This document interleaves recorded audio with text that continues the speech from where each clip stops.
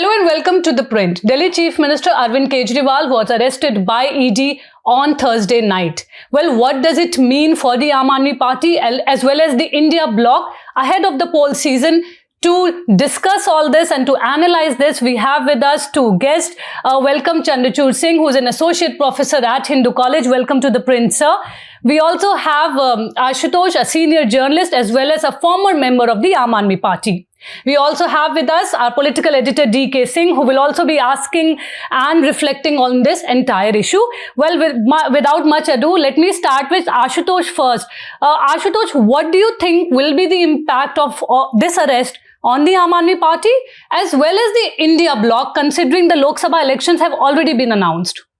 I think there are the two angles to the story. One is that it is certainly existential crisis for the Aam Aadmi Party for two reasons. One, at the government level, and another at the party level. At the government level, I don't understand why Aam Aadmi Party is insistent that Arvind Kejriwal will lead government from the jail itself, which is almost an impossibility, and that can finally lead to the sacking of the government after invoking Article 356, and it will be a fit case in that sense.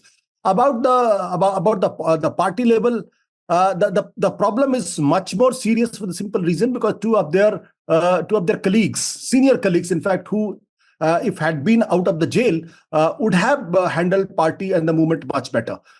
Since Manish Sisodia is still in jail and Sanjay Singh is still in jail, so these three top leaders, if out of action, then there is hardly anybody outside who's politically so sharp and who command the respect of all the cadres, party members, MLAs, and MPs. So it's a very, very serious crisis for both of them, at the party level as well as at the government level. About India bloc, see, this is in my opinion, this is a golden opportunity. If they can combine together, if they can create a momentum and they can put the government in dock, then probably this can be the turning point in this election. But will it happen? I'm not very sure. Because these are exceptional situations when the two chief ministers in the last a month or so are arrested and the Congress account is frozen. So there can be nothing more sinister than this within court. And if opposition can't utilize this situation and can't do anything which is out of the box, then what to say about it? Till now, opposition has really disappointed, has been disappointing all through. Also, I would like to hear Professor Chandrachur Singh on this. But before that, because you worked with Arvind Kejriwal closely for some time, I would like to know what's his strategy behind it, not nominating somebody in his place. We saw what Hemant Soren did. He basically escaped from their clutches, the agency's clutches, ensured that he got a CM of his choice as his replacement, and then basically submitted to the agency. In this case, Kejriwal knew it was going to happen, and yet he decided not to nominate somebody. So, do you think it's a part of a larger strategy, or is just that some sense of insecurity is there, that you do not want to prop up somebody as a replacement? I'm sure there must be some strategy behind it, but at least I can't see that strategy which is good enough. See, Aam Aadmi Party is not a political party like the Congress Party or the Bharatiya Janata Party. These are two political parties and other regional political parties. They have an institutional memory. If there's a crisis is there, they can always go back to the past and look some kind of a solution that something like this has happened. Aam Aadmi Party lacks that institutional memory. Secondly, Aam Aadmi Party do not have the institutional robustness to handle these kind of situations. And this is basically making of the Arvind Kejriwal for the simple reason because he is so megalomaniacal in its conduct, and he has so much less trust in organization that entire party is just around him and only around him. And that's the reason that there's hardly any second line and the third line leadership. The leaders which are seen these time, I don't see that they have the political DNA to manage a situation like this. They can give good speeches here and there. They can they can hold a good press conferences. But the metal which is needed for a political party, for the political leader, that they can take the issue, go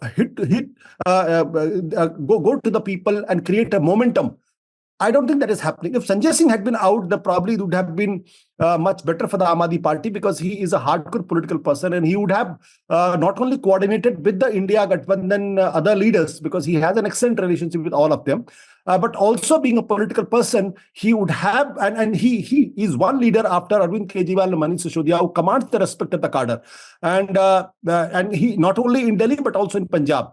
And he would have taken the lead, would have created some kind of momentum. In their absence, I don't see anything happening. About the strategy, I think the strategy is, as I understand, more of a evolve out of the insecurity, more of insecurity, and sometimes a leader like Arvind Kejriwal, who had never been a political activist, he thinks that his strategy is going to be very good, but then in the end he has to regret. Like yesterday night, he decided to go to the Supreme Court, but this morning some good sense prevailed over him, and he decided not to go to the Supreme Court but try their luck in lower court. So I'm not very sure what is their strategy. Frankly speaking, it's a disaster strategy, if at all it is. Professor Chandrachur Singh, your thoughts? Well, thank you, DK. And, my reaction is a bit different, in the sense that, naturally it will more kind of coming from the academia. I think all thing that has happened, once again convinces me that there's a limit to the extent to which alternative politics, so to say, can succeed. I mean, my father would tell me at times that this is the story of the 1970s as well, when the JP movement tried to do that, and you know what happened. Now, Kejriwal's story also tells us that politics in India in particular will continue much more the conventional way rather than the alternative way, because the alternative space that Kejriwal created and tried to project himself, perhaps as somebody who was trying to bring fresh blood, fresh ideas, I think he got caught in his own trap, because politics operates on the iron law of oligarchy. He tried to break that. I think when we were kids, we used to come across a story. We knew a story which was Baba Bharti and Dhaku Kharak Singh, right? I think Kejriwal has not only done a harm to himself, he has done a tremendous and a humongous harm to a lot of people who would believe that perhaps politics is possible in some other way. I think his rise was meteoric, but his fall, I'm sorry to use this, but his fall is anything but graceful.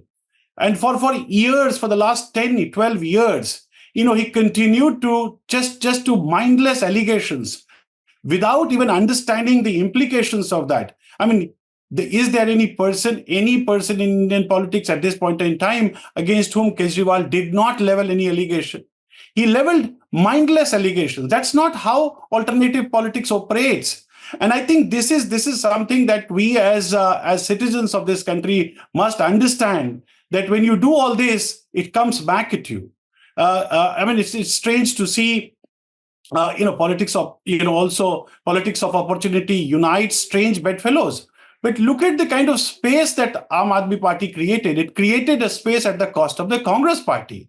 For a while, it tried itself to project, and it is projecting itself as a national party. You meet any karyakarta of the Aam Aadmi Party, they take pride that they are a national party, right? Or they try to project themselves as a party which has spaces in all the hooks and corners of the country, or at least that's the desire. But that's not going to happen, which effectively means that the two mainstream parties, the Congress and the Bharatiya Janata Party, would continue to operate, and politics in India will operate much more the conventional way. And you can see the kind of crossovers that are happening everywhere. It very effectively underlines the death knell of alternative spaces or alternative politics, so to say. Do you agree with Ashutosh that while this can be a critical period, or this can be a crisis for the Aam Aadmi Party, it may become a turning point for Indian politics, at least in this general election, if India bloc were to utilize it properly? Well, the opportunity is certainly there, but look at the nature of the society. DK politics operates, particularly in the social context that we live in. I was talking to a person on the street today and I said, what would happen now? And you know what he replied? He said, nothing would happen. The IPL starts today. So, the point is that, yes, this is an opportunity, but that opportunity requires certain kind of ideological cohesion.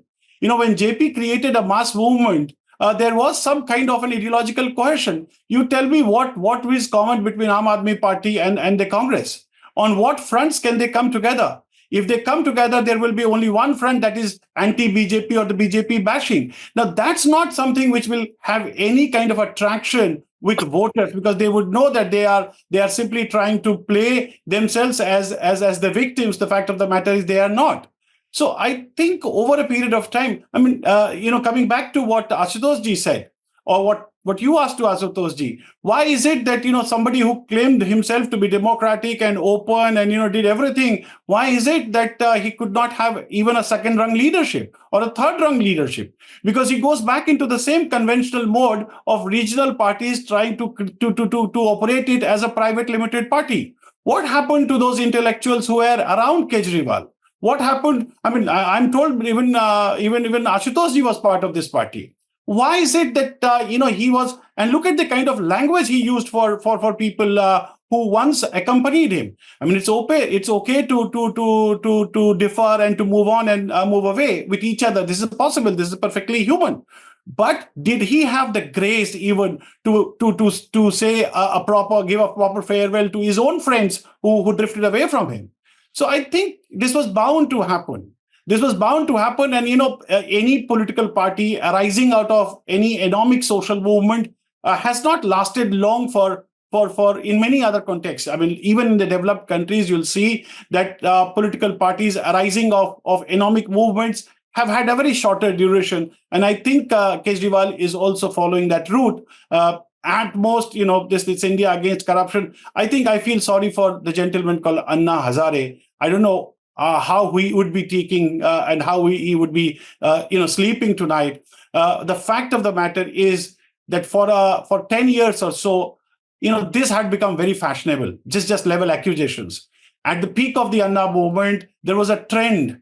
I know in particular, everywhere you would go, people would only just accuse each other. I think that has also destroyed certain social fabrics and norms of our society. That civility is missing in politics. And I'm sorry, but Kejriwal hasn't served any good purpose for Indian politics. Among the four of us, I think Ashutosh ji would know about Kejriwal much, much better than not just the four of us, but many, many others. I would like to ask him, what had pulled him towards Kejriwal at some point of time, and at what point did you get disillusioned or disenchanted with his politics?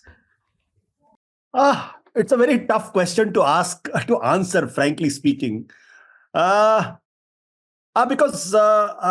being an idealist, sometimes it's dangerous to be an idealist.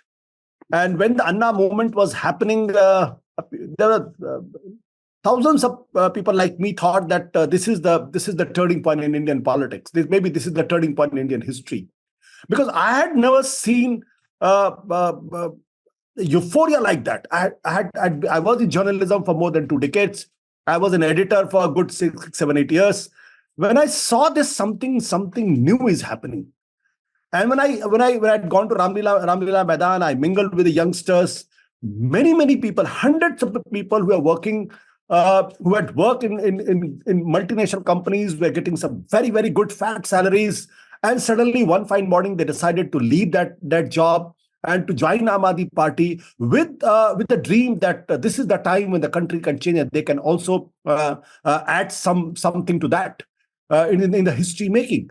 Probably that was the reason that I thought let's jump into, and I did take a plunge then.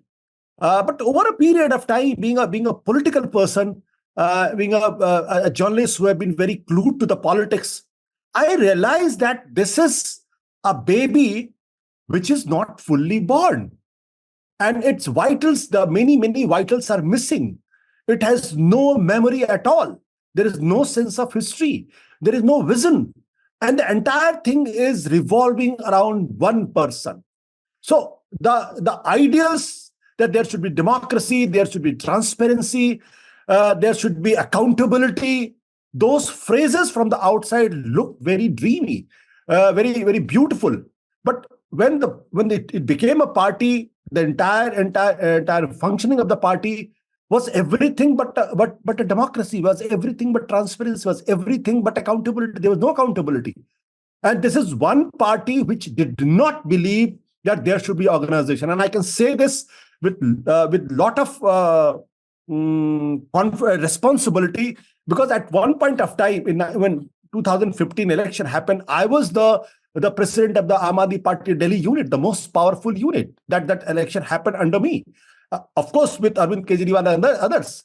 And after that, from the Delhi unit, I moved into the All India unit, and I was controlling and commanding the entire All India unit. But I realized that the leadership had no interest in organization building. Leadership has no interest in cadre building. Leadership has no interest in kind of ideological training. Only mantra was how to win elections. And to win election can do anything.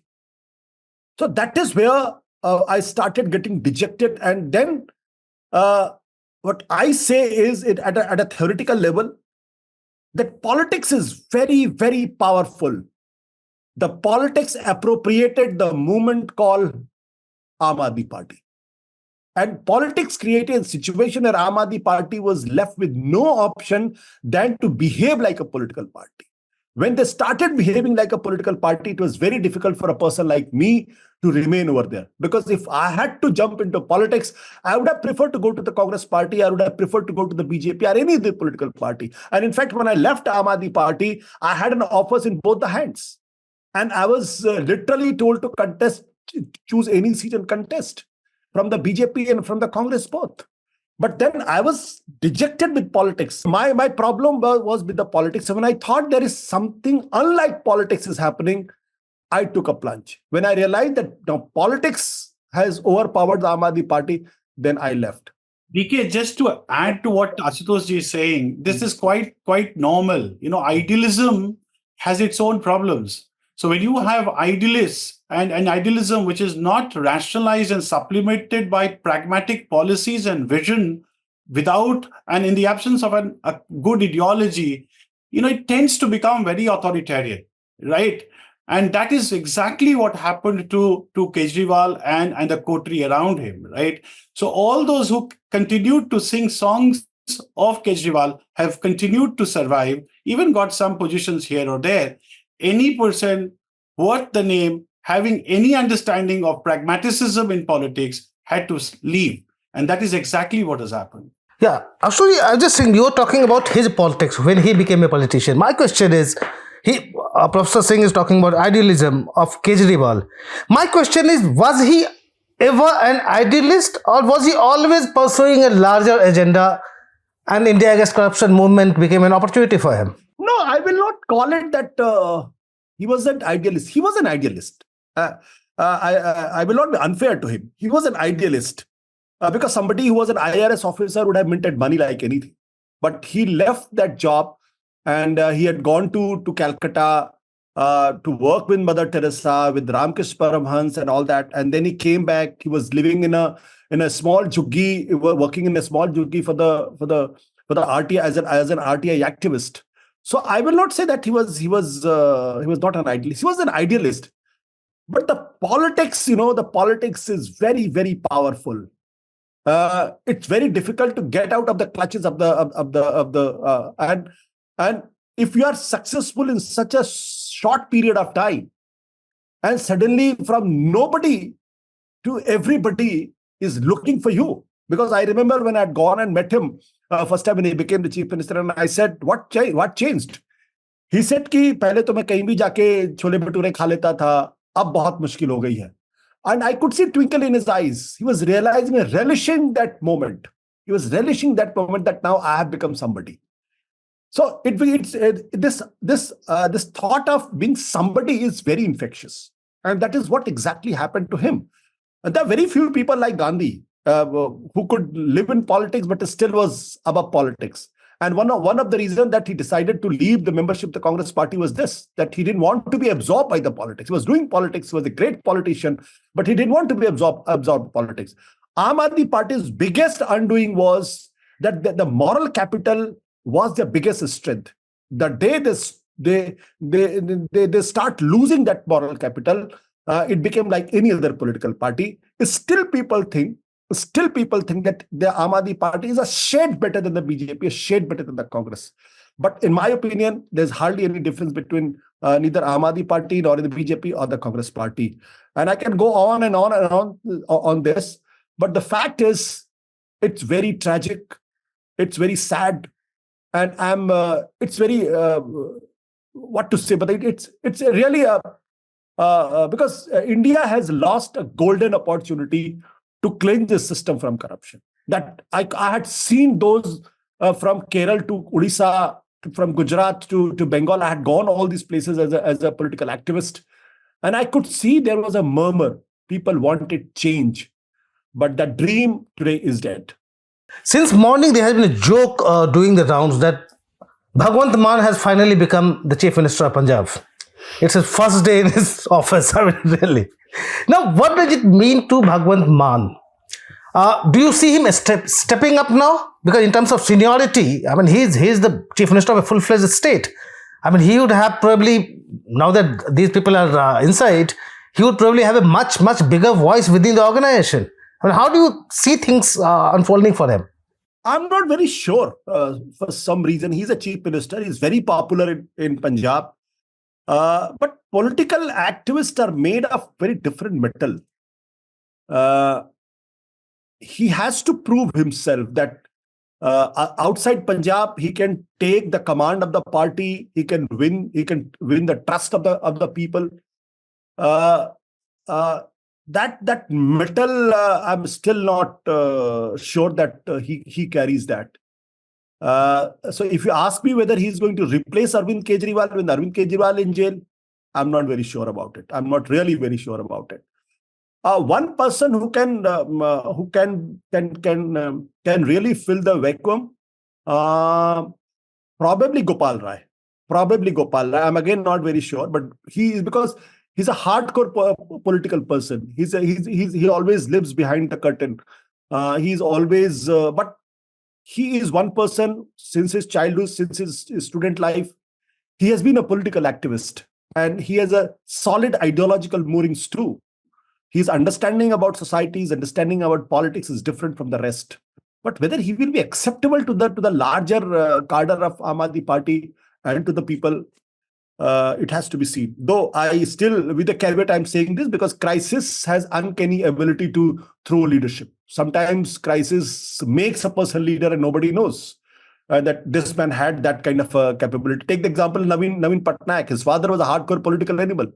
But Naveen Patnaik is continuing as the chief minister for the five terms. And still nobody thinks that he can be replaced. So Naveen Patnaik is a great example in that sense. Professor Chandrachur Singh, if we look at the possible impact of this arrest, now there has always been a big question mark on the conduct of many central agencies. I mean, the way the opposition parties have been talking about the fairness or partiality or impartiality of the central investigation agencies. Now you have arrested a sitting chief minister. How would it impact public perception nationally? Well, the perception that, that is why he's been arrested. He has been arrested precisely because in people's perception, he's not going down as what he promised to be. In people's perception, particularly, see, the issue with urban politics is that the urban voter tends to become disenchanted much earlier than the rural voter.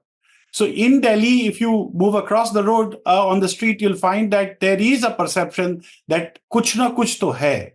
Or why is it that, one after the other, they have gone to the court, and every time they've approached the court has not given them any kind of relief. I mean, 9 times if the ED had called him, what was stopping him to appear in front of the ED? So the fact is that, Kejriwal has created a situation where not many people are going to buy his story that he is a big victim. And I don't think he's a victim. The fact of the matter is justice has its own proceduralities. right? And one has to follow that. There is the Constitution of India that we all swear by. It says that there has to be procedure established by law. There's a law and there's a procedure, and the procedure has been followed. So I think in terms of perception, it's not going to do any good to Aam Aadmi Party, or this whole card of being a victim is not. The arguments are not going to be bought by people. See, the agenda of today's politics is quite different, and the Bharatiya Janata Party, led by the Prime Minister, has been able to go down to the people's mindset and set it up in terms of what India will be in the times to come. So the fact of the matter is, people will be largely driven by that agenda, not by the agenda whether he's a victim or not. What I do understand is that this might be one last opportunity for the Congress, particularly in Delhi, to somehow catch on to the lost cadre that it had, because the cadre of the Congress party was and has been moving towards the Aam Aadmi Party. The kind of misgovernance that the Aam Aadmi Party indulged in Delhi, is something that the people on the street know this. Yes, there have been beneficiaries of free water and free electricity, and therefore there has been a political constituency that somehow Kejriwal created with the kind of the e-rickshaws and other mess that has been created around Delhi. In Delhi, there is this 20-25% of voters from outside, and that is why Gopal Rai, as Ashutosh ji say, might have attraction. But I think this also opens an opportunity for the Congress to somehow galvanize its existing cadre and bring back what it has lost. It's not going to be that easy, given the fact that the Bharatiya Janata Party is a hegemon today, and the Bharatiya Janata Party will try its best will go for the kill and will try and quickly ride over all this. So in terms of national politics, I don't see any ramification of it. I don't see this creating an opportunity for because the opposition is too fragmented on too many issues, on too many personalities. Look at what is happening in Bengal. I mean, Adhir Ranjan Chaudhary has been doing everything that he should not have been doing, particularly had they've been having, if they had to add something of a glue to keep themselves or to give themselves some kind of a hope. So I don't see anything happening around this. This will very soon die down, naturally, because, as I said, urban voters, they don't continue with you for long. Tu nahi koi aur sahi. So I think that is how it will play down. Why I was asking what public perception is, when you see one opposition leader after another getting arrested in the run-up to the elections, I mean, you run the risk of giving this impression of being an arrogant government, somebody who wants to muzzle the entire opposition. I mean, that risk is there. Well, I mean, that's something which plays out in the media, but I don't think that is going to happen, and that's been the case. On the contrary, the central agencies do their work, and if at all the central agencies have to be put under scanner, one has to go back and look into the ways and means by which these very central agencies have been used in the past. I mean, you tell me, did the Congress not use these central agencies to simply crush a lot of other political leaders? So, I mean, unfortunate as it might seem, but the fact of the matter is that the rot has set much earlier in the past. People are more concerned about their livelihood. They're more concerned about the grand ideas. They're more concerned about the benefits they get. And I think these are important issues in the election, particularly in this election. And therefore, the time span is also not too large. I think the electoral process has already kicked in, and it will continue. You'll find in June a very different result. Kejriwal, the only hope is that if somehow he gets a judicial relief, which I don't think is quite possible, at least in the near vicinity, I think it's time for him. I'm not going to write him off, but I think the prospects are becoming dimmer and dimmer every passing minute. Ashutosh, one last question from my side before I'll just let Neelam ask. I have been holding her. given the way the investigations have been proceeding in related cases, in this case and related cases, there might be a possibility that, not just Kejriwal, the other senior leaders are in police custody or judicial custody for weeks and months to come. What happens to the Aam Aadmi Party then? Aam Aadmi Party, it's going to be very, very tough. Very, very tough. It's going to be very, very tough. Congress is not made in a few years. The BJP is not made in a few years. The Rome is not built in a day. Aam Aadmi Party unfortunately succeeded too early, and one of the weakest point of Aam Aadmi Party is it frankly doesn't have a organizational structures. It doesn't have the internal institutions which can hold a party when the leader is away. Like today, the BJP, if Mr. Modi is not there, the BJP will not disappear. After Atal Bihari Lal Ki Sadhwani, BJP resurrected and became more powerful because the institutions were there. In Aam Aadmi Party, there is hardly any institution. In fact, I would like to say there is zero institutions. There's one man and the rest is total vacuum.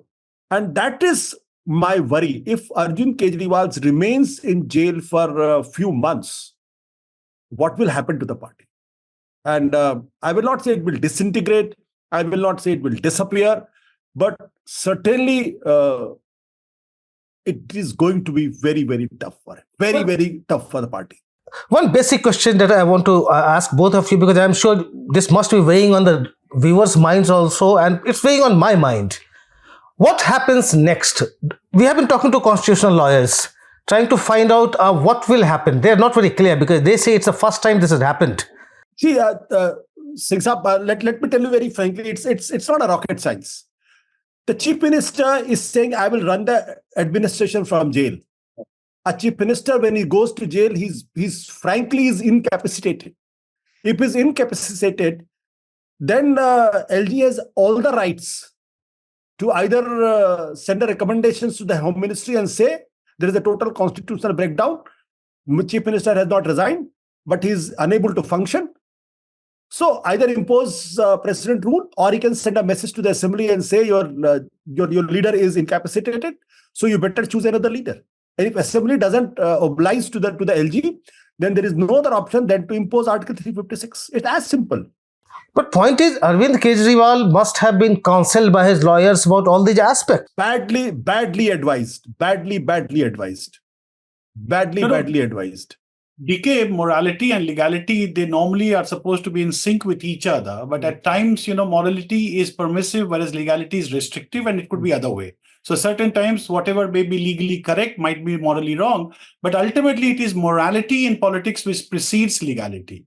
So, whereas, constitutionally or legally, it might be okay for him to be in jail and yet continue to be chief minister, but the moral pressure will be too intense. And remember, politics has to follow that moral pressure, right? So it will be really and a very, very paradoxical kind of a situation where the person who claimed himself to be nothing but just morality would simply crush that in order to continue to be the chief minister. So I don't see any light there. Whosoever is advising him, I think it's time that he should understand, create an alternative leadership. Whosoever it could be, that is his choice, that is his party's choice. But to run a chief minister's office, I think violates the basic fundamental moral vision of the Constitution. And if the Constitution is trampled on moral orders, perhaps that will be the end of the day for all of us. I think that is something that he must understand. Is it that he probably wants the LG to basically go for president's rule and go for fresh elections? Probably your next election is just about, say, a year away, less than that. He probably wants to seek a fresh mandate. He wants to go to the people as a victim. Could that be a strategy? Well, that could be a strategy. As I said, he's already what has he been doing for the last 10 years? See, it's not just for one instance. He becomes the chief minister first time to start sleeping on the road. I mean, I tell you, I was not in the country. I was then doing my research work in England, and I used to be surprised at what a chief minister is doing. I mean, sleeping on the roads. Remember that kind of protest that he did. And what has he been saying? मुझको ये कर रहे हैं, मुझे करने नहीं दे रहे, मुझे ये नहीं करने दे रहे, मैं तो ये हूं जी, मैं वो हूं जी. See, he's become a kind of a symbol of complaint. I mean, even in schools today, you'll see, mimicry acts with one a muffler here and a cap here. What has he reduced politics to? So the fact of the matter is that this is not going to have any kind of attraction amongst any person with any thinking mind here. I think, he's lost everything. He's lost everything. The victimhood politics is not for it happens and it does help once, twice, thrice, not the 100th time. Not the 100th time. He had to evolve as a leader. First time he did it, people were okay with it. They gave him resounding victories, at least in the assemblies, and he should have accepted that. But the scuffle that he has gone into has only harmed him and his party rather than anybody else. See, it is one of those funny things in life that which has no logic, in my opinion. And sometimes it happens to big leaders that they think that what they are doing is right, but unfortunately that is not right. I was talking to somebody in the morning and I said, your first priority should be to save the government. If you will not elect a new leader, there will be a president route, and assembly can be dissolved, and then the party will face the possible and potential disintegration. Because no MLA wants to go to the elections. No MLA would like to be rudderless or leaderless. And if there is no assembly, there is no government, then there's no incentive to continue because but I do not know why he has gone to this. Possibly one reason must be something happening in his mind, some brilliant idea he would have got late in the night, that if I will do something like this, then probably I'll bounce back. I'm not very sure about the strategy. Neelam? Ashutosh, just one last question. That do you at all see Kejriwal's wife Sunita stepping into his role at some point of time? I don't see that. If that has to happen, it would have happened long back. With the first summon, if Arvind Kejriwal has not been behaving like a politician, with the first summon he received, he would have said, I have nothing to hide. I'm coming to ED and I'll face the questions. If you have guts, you arrest me.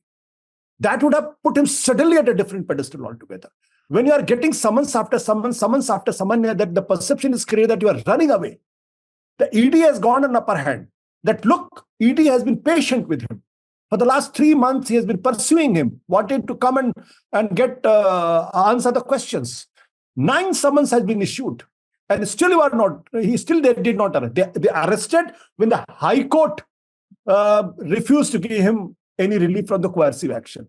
So now the ED has an upper hand, and Arvind Kejriwal has lost that opportunity. If I had been in his place, I would have certainly gone to the first summon and would have dared ED to arrest him. And one of our viewers just wants to know that is this arrest also because BJP sees itself as gaining ground in Punjab, and absence of Kejriwal would dent the AAP's prospect there, especially in a 4-way fight? Lalit wants to know. And I don't think so. BJP has anything to gain in Punjab. BJP is too weak there. The way they have dealt with the farmers' agitation, they have lost all credibility in Punjab. Outside Punjab, maybe they are very powerful. There's no doubt about it. But in Punjab, I don't see any tangible gain for the BJP. About Aam Aadmi Party, Aam Aadmi Party in that sense is slightly autonomous in Punjab, and Bhagwant Mann is capable of handling the situation over there. And Chandrachur ji, just wanted to ask you, how do you see this entire Kejriwal phenomena in Indian politics, and how has it impacted Indian politics, and what exactly will happen now going forward? That's exactly what I started off with. So this whole idea that there can be a fresh alternative, free politics, a different way, the third way politics, call it whatever. I see that, perhaps again, a second time that it has failed. It was not first time. Look at the Nav Nirman movement, started in Gujarat. It failed. A lot of people say that the JP revolution was a failed revolution in that sense. Similarly, look at this Anna's movement, a massive movement, a turning point in the country's history. A lot of people, Ashutosh ji was speaking, I tell you, when I teach in a college, I saw a lot of my colleagues going there. All of a sudden, there was a fashion. Some of my colleagues, would start making allegations. They wanted everything to be cleaned off. And what I realize now is those people who became, so much kind of, impacted and influenced by Kejriwal, I see them also going much the same way. So I think, what has happened in terms of the long-term ramifications of this, this only proves the old story and the old wisdom correct, that politics makes you oligarchic, and it is oligarchies which prevail. That's the best way to sum that up. He had a definite opportunity. He should have moved in. He should have governed by creating or by projecting himself as an exemplar of a neat, clean politics. But he had too many aspirations. I think had too big aspirations, and that also in the shortest frame of time. Immediately rushes to Banaras. What for? So, and then if you look to Kejriwal's politics, what is he simply doing? He's actually following certain templates which are being set by the party in the driving seat. So it's the BJP's template which is somehow tried to copy. Copy does not help you, get into the credibility thing. People don't think copied things as credible. They might get into illusion for a while, but ultimately in the age of social media and digital media and all that, it doesn't last long. So I think it's frustrating for anybody who thought that there will be a third way. That third way politics is not going to happen. So in the states, you'll have bipartisan, a regional party and the BJP. In the national scale, you'll have a very, very strong BJP, a weaker Congress, whatever call it whatever it may be, maybe two poles, a very stronger pole under the NDA, a kind of an amorphous pole under the UPA, but that's it. The Aam Aadmi Party showed some prospects. As I say with the caveat, it's too early to write them off, but the path ahead is not going to be very smooth.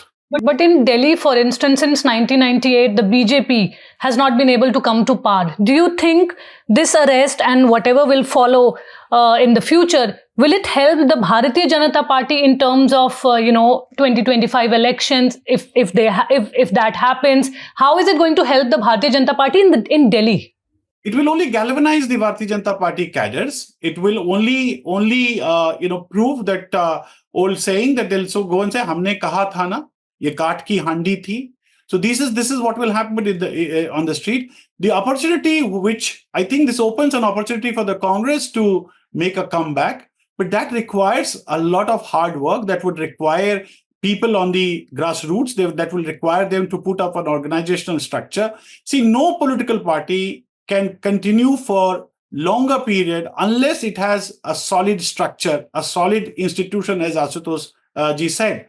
The Congress lost not because of anything else, but because it had no structure on the ground. The Aam Aadmi Party, had it created some kind of a structure, it would still have allowed it to continue. So the Congress will be the gainer. The BJP has its own share of vote, and it will only help. And therefore, I don't see the next Vidhan Sabha elections in a different light. I think the BJP will have a lot of edge. In the Lok Sabha, it either ways has a lot of edge. The Congress votes and the BJP votes put together, Congress votes and the Aam Aadmi votes put together, still the BJP is ahead by 16%. And, I don't see anything changing, at least in the Lok Sabha elections. In the Vidhan Sabha, it will be a fight between the BJP and the Congress. Much will depend on how the Congress galvanizes and how the Congress is able to... See, the Congress also has a tough task ahead. It will have to continue support to the Aam Aadmi Party, stand besides the Aam Aadmi Party, and hope that it can be able to get the cadre back from the Aam Aadmi Party. It's a tougher thing. That's why the coalition and India is fragmented, because what the Congress wants is an impossible task. It wants to ride over, it wants to be a pillion to the regional party and get the same vote that the regional party has taken away over a period of time. So I think it's kind of a very complex situation for the Congress, but at least the window is there. How they work on it depends much on how that party responds to this. Thank you so much for joining in and for this great insight. Thank you, DK sir. Thank you. We will be back next week with yet another episode. Thank you.